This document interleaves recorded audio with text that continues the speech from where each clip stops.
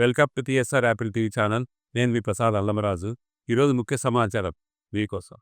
శిల్పారామంలో సంక్రాంతి సంబరాలు అంబరాన్నంటాయి. సంక్రాంతి పండుగ అంటేనే గొబ్బమ్మలు, గంగిరెద్దు విన్యాసాలు, హరిదాసు కీర్తనలు, పిండి వంటలు గుర్తొస్తాయి. సంక్రాంతి పండుగ జరుపుకోవడానికి హైదరాబాద్ జనం సొంత ఊరికి వెళ్తుంటారు. అయితే పండుగ సందర్భంగా సొంతూరికి వెళ్లలేని వారు సిటీ జనం శిల్పారామంలో ఎంజాయ్ చేస్తుంటారు. పల్లెటూరు వాతావరణంలో పిల్లలతో వచ్చి సందడి చేస్తారు. హైదరాబాద్ నగరంలో సంక్రాంతి సంబరాలు అనగానే ముందుగా గుర్తొచ్చేది శిల్పారామం. శిల్పారామంలో సంక్రాంతి సంబరాలు ఘనంగా మొదలయ్యాయి. జానపద కళాకారులు తమ కళలను ప్రదర్శిస్తూ సందర్శకులను కట్టిపడేస్తున్నారు. శిల్పారామంలోని విలేజ్ మ్యూజియంలో ఎక్కడ చూసినా సంక్రాంతి శోభే కనిపిస్తుంది.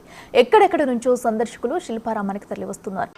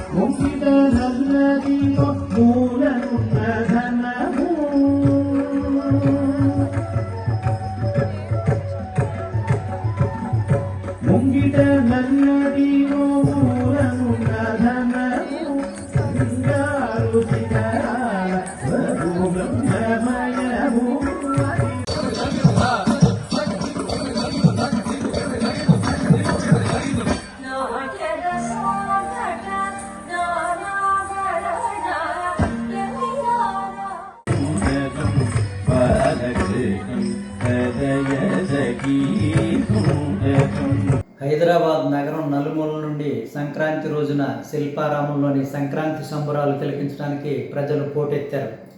పల్లె వాతావరణం ఉట్టిపడేలా అనేక కార్యక్రమాలను ఏర్పాటు చేశారు.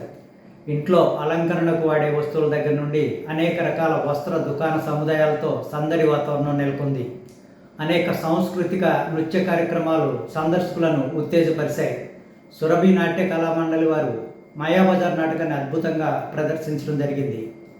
నగరం నలుమూలల నుండి అనేక మంది ప్రజలు శిల్పారామం చేరుకుని అక్కడి కార్యక్రమాలను ఆస్వాదించడం జరిగింది.